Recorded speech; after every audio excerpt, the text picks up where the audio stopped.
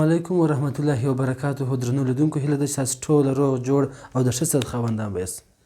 غواړم نن تاسو ته د طب پوهنځي درسونه په جریان دا ځل یو نوی مضمون را شروع کړم چې هغه فیزیولوژي مضمون دی. په دې درس کې موږ تاسې د فیزیولوژي مضمون لومړی درس زده کړو. موږ تاسې به په لومړني درس کې د فیزیولوژي د علم تعریف به زده کړو. په هغه کې به موږ تاسې بلډ وپېژنو. په بلډ کې به موږ تاسې نن د خیر سره RBC د فیزیولوژي له مخې زده کړو. موږ تاسې لومړی د فیزیولوژي د علم تعریف ته راځو. فیزیولوژي خپله ده د دوو کلمو څخه اخیستل شوې ده چې موږ تاسې فیزیو معنا طبیعت او لوجي معنا پوهه. په اصطلاح کې موږ تاسې ویلی شو چې فیزیولوژي هغه علم دی چې د انسان د بدن د وجود د ارګانونو ساختمانونه او د هغوی وظایف څېړي. یعنې د انسان بدن په کوم میکانیزم سره کار ترسره کوي، دغه د انسان د بدن د حرکاتو میکانیزم د معلومولو لپاره دغه علم ته فیزیولوژي ویل کېږي. موږ تاسې په فیزیولوژي کې لومړی درس هغه د بلډ یا د وینې درس دی. موږ تاسې به نن د خیر سره وینه وپېژنو. بلډ یا وینه چې د خپله د کنیکټډ ټیشو یو ډول دی. دا موږ تاسې چې وینه خپل د دوو برخو څخه جوړه شوې ده. یوه یې جامده برخه ده، بله مایع برخه ده. مایع برخه ته په انګلیسي کې پلازما هم ویل کېږي چې دا د وینې 55% برخه جوړوي. او بل جامده برخه چې ده دې ته حجرات ویل کېږي چې دا د وینې 45% برخه جوړوي. په حجراتو کې به موږ تاسې وایو چې لومړی RBC ده. RBC بیا په جامده برخه کې په حجراتو کې تر ټولو زیاته اندازه سره ده 44% یوازې RBC په وینې کې شتون لري. او پاتې 1% چې ده هغه WBC او پلیټلیټ شتون لري. بل موږ تاسې پلازما یا مایع برخه وایو چې په هغه کې موږ تاسې ځکه مایع ورته وایو چې په هغه کې یوازې 90 څخه تر 2% پورې واټر یا اوبه شته، 1% پروټین پکې شته او پاتې فیصدي باندې ځینې هورمونونه، ځینې اضافي مواد په هغه کې شته. تاسې د وینې وظیفې یا د وینې فنکشنز وایو چې وینه څه وظیفه لري. وینه چې د دوې وظیفې لري، یو ریګولیشن دی معنا تنظیم، او بله وظیفه یې ترانسپورټ یا انتقال دی.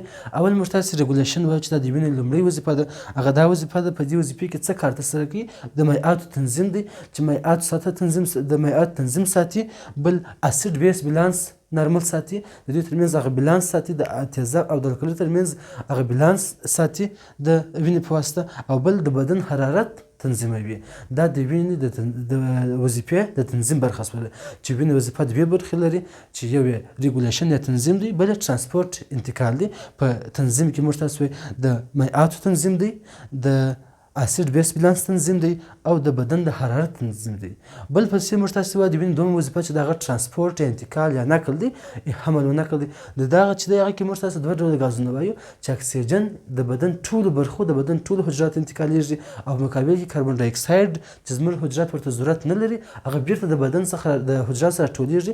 دا د وینې د وظیفې څخه شول. موږ تاسې بیا په وینې وظیفه په نقل کې وایو چې ځینې دواګانې، ځینې هورمونونه د وینې په واسطه انتقالیږي.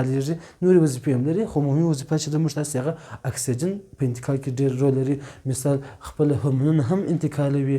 کله چې موږ تاسې دواګانې وخورو هغه دوا تر مخصوص ځای پورې هم د وینې په واسطه لېږدول کېږي. دا د وینې وظیفې شولې. اوس موږ تاسې په وینې کې وویل چې د وینې ډېره فیصده برخه چې په حجراتو کې د هغه 44% یوازې RBC په وینې کې شتون لري. اوس موږ تاسې لومړی د وینې RBC ته راځو. RBC د وینې د زده کوو. موږ تاسې RBC یا د وینې سره حجره ریډ بلډ سیل په انګلیسي بل نوم یې اریتروسایټ دی، یعنې د وینې سره حجره. که موږ تاسې چیرې وګورو ریډ بلډ سیل یا د وینې سره حجره دا چې کله پخېږي خپل میچر حالت ته رسېږي نو خپل ارګانیلونه د لاسته ورکوي. هسته نه لري، مایتوکاندریا نه لري، هسته چن نه لري، نور ارګانیلونه هم نه لري. یوازې د خپل غذا د اخیستلو لپاره، د خپل انرژي د لاسته راوړلو لپاره ځینې انزایمونه لري چې د هغه په واسطه د غذا څخه خپله انرژي لاسته راوړي. بل موږ تاسې RBC وایو چې دا هسته نه لري. نو چې هسته ونه لري RBC نو DNA او RNA هم نه لري. کله چې DNA او RNA ونه لري نو هغه نشي کولی چې خپل چې پروټین تولید کړي. نو چې پروټین نشي تولیدولی، یعنې د دې دا معنی چې RBC که چیرې تخریب شي بیا نه جوړېږي، له منځه ځي. ځکه چې RBC موږ تاسې وایو چې هغه هسته نه لري. چې هسته ونه لري خو نو DNA او RNA هم نه لري. کله چې DNA او RNA ونه لري نو پروټین نشي جوړولی. چې پروټین جوړ نه کړي نو خپل هغه خرابه شوې برخه د دغه RBC کوم برخه چې زیان ورسېدلی هغه نشي جوړولی. نو موږ تاسې وایو چې RBC خپله د ژوندانه وخت یا لایف سپن 120 ورځې دی. 120 ورځې بعد خپل له منځه ځي.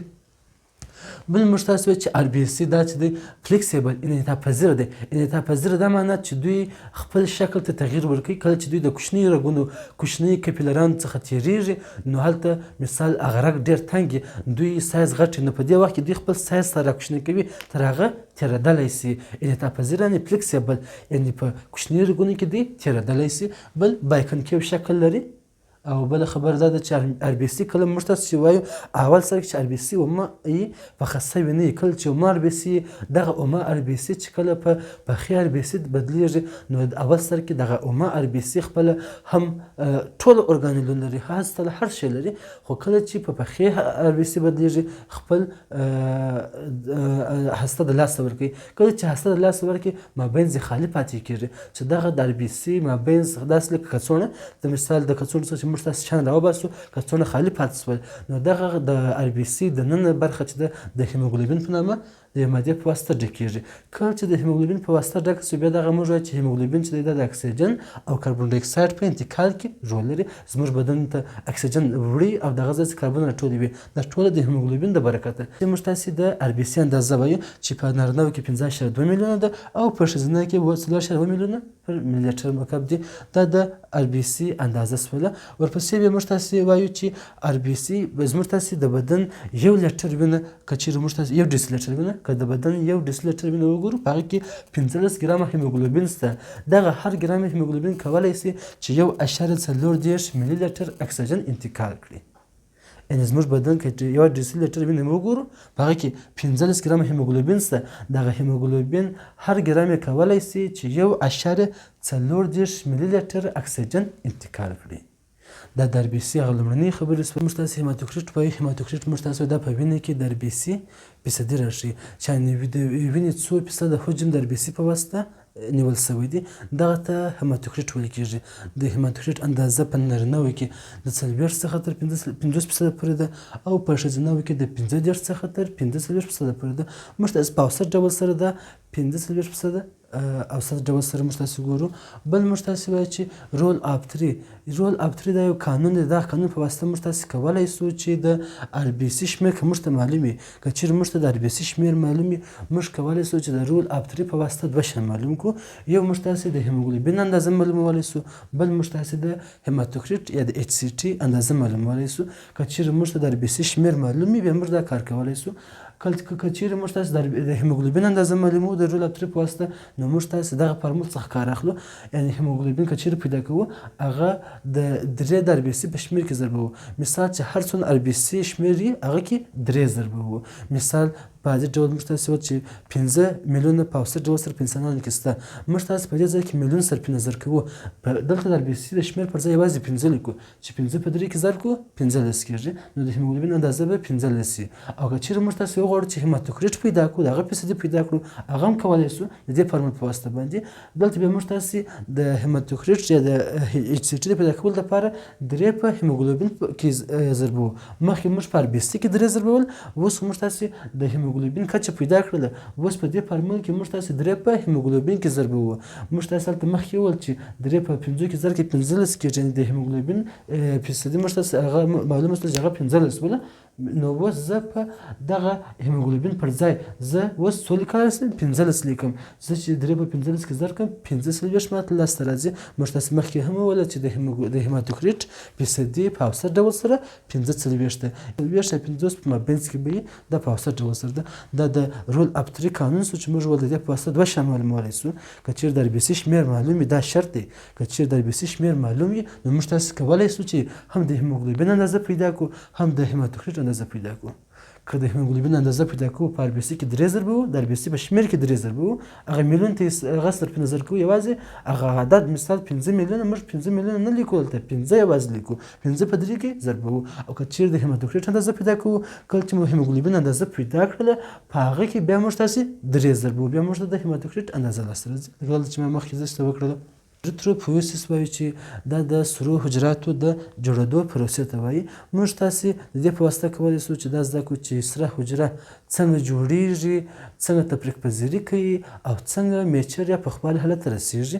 موږ تاسې لومړي سر کې وایو چې سره ار بي سي یا سره حجره د هډوکو په مغز کې جوړیږي، خو کله چې سره حجره هغه ومه کله چې پخوالي ته رسیږي نو په دې وخت کې په دې کې څو تغیرات رامنځته کیږي. د سرو حجراتو د پخېدو دپاره څو تغیرات هغه موږ تاسې وایو. لومړی تغیر به دا وي چې کله اومه سره حجره په پخې سرې حجرې بدلیږي، په دې وخت کې به د ار بي سي سایز کوچنی کیږي. کله چې ار بي سي کله چې ار بي سي اومه سایز یې غټ وي، کله چې پخېږي دغه سایز یې سره راکمیږي، سایز یې کوچنی کیږي. دا یو تغیر سو. بل کله چې اومه ار بي سي په پخه ار بي سي بدلیږي نو د ار بي سي ارګانلونه له منځه ځي. موږ تاسې مخکې وویله چې اومه ار بي سي ارګانلونه لري خو پخه ار بي سي ارګانلونه نه لري، هغه د لاسه ورکوي، د هغه پر ځای دغه پخه ار بي سي د هیموګلوبین په واسطه ډکیږي. نو دا دوم تغیر سو. کله چې اومه ار بي سي په پخه ار بي سي بدلیږي نو ارګانلونه له منځه ځي. بل تغیر چې دی هغه د ار بي سي موږ چې ارګانل د منځه ولاړی نو خو دا ځای خالي پاتې سو. دا خالي ځای بیا موږ تاسو د هیموګلوبین په واسطه ډکیږي چې بیا موږ تاسو هیموګلوبین اکسیجن انتقالوي، کاربن ډای اکساید راوړي، دا ټول د هیموګلوبین په واسطه. څلورم تغیر چې رامنځته کیږي هغه د دوی د رنګ اخیستلو په خاصیت کې تغیر راځي، په سټینینګ پراپرټیز کې تغیر راځي. یعنې اومه سره حجره یو ډول رنګ لري، پخه سره حجره بل ډول رنګ لري.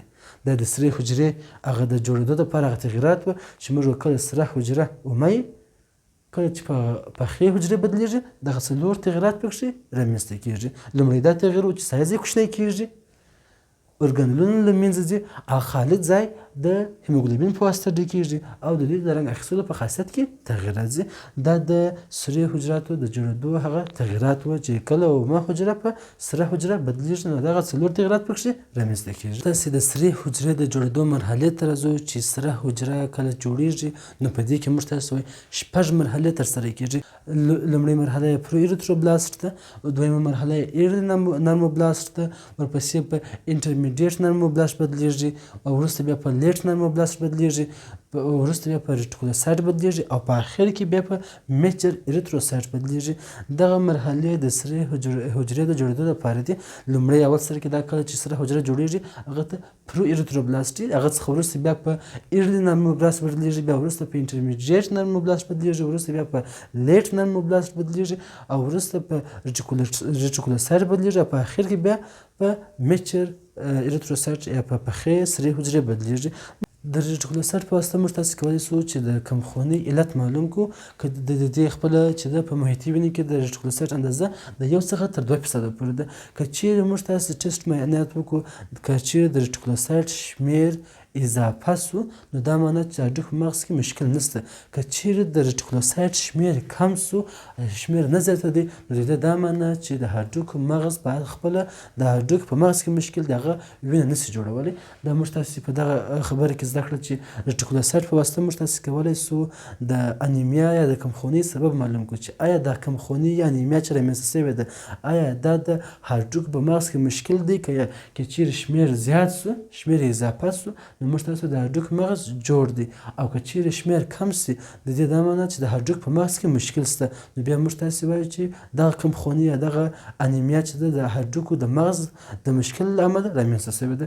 بل ریټیکولوسایټ مرحله چې ده موږ تاسې وایو د دغه مرحلې څخه وروسته بیا سره حجره په پخې حجره بدلیږي. یعنې دغه اخرترینه مرحله ده چې کله موږ وایو چې سره حجره خپل پخوالي ته رسیږي نو اخري مرحله چې ده ریټیکولوسایټ ده.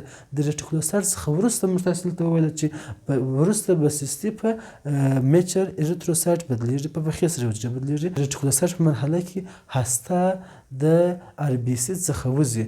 چې کله هسته د ار بي سي څخه ووځي نو موږ تاسې مخکې هم وویل چې دغه خالي ځای بیا د هیموګلوبین په واسطه ډکیږي چې بیا دغه اومه حجره د ابتدایي حجره سره حجره په پخې سرې حجرې بدلیږي.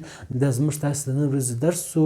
زه کوشش کوم چې نور درسونو ته هم ادامه ورکړم خو د وخت مشکلات له امله بعضې وخت یو څه ځنډ پکښې راسي، خو زه کوشش کوم چې د خپلو هیوادوالو لپاره دغه خدمت ته نور هم دوام ورکړم او ستاسو لپاره دغسې طبي ویډیوګانې نور هم درته جوړې کړم. تر بل درسه پورې خدای په امان، ښې چارې، ښه وخت.